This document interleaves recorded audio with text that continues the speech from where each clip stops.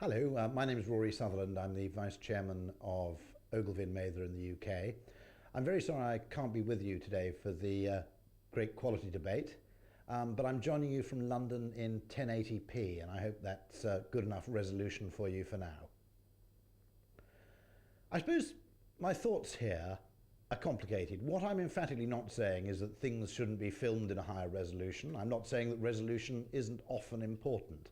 I'm just saying we should be conscious of the fact that particularly in television, and I'll qualify that a little later, we need to be conscious of the law of diminishing returns.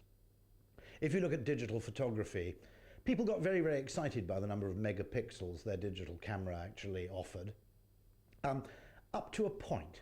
Pretty quickly people realised that for the most part, unless you're a professional photographer, or you were working for Athena Posters, or you were actually working for Kim Jong-il in order to put life-size or building-size portraits of your leader up on the side of buildings, actually about 9 or 10 megapixels was good enough for anybody, particularly as the vast majority of those 10 megapixel shots ended up being displayed on nothing better than an ordinary PC anyway, as part of a web browser. So most of the additional memory space was effectively wasted. And though I'm not as an extreme a purist as Tim Berners-Lee, who in the early days of the web was extremely angry because an image tag was actually included in a web browser, and he thought that including pictures on the web would be an extraordinary and egregious waste of bandwidth, I do think we need to treat bandwidth with a little bit of respect, simply because, you know, we have to ask the question.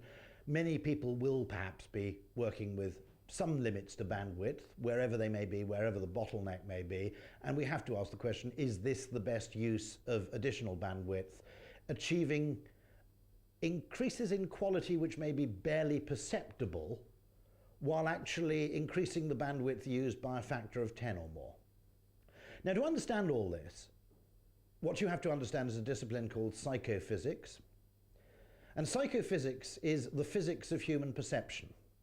And it's vitally important to recognize that human beings haven't evolved to have perceptual mechanisms which give them a perfect and objective view of reality.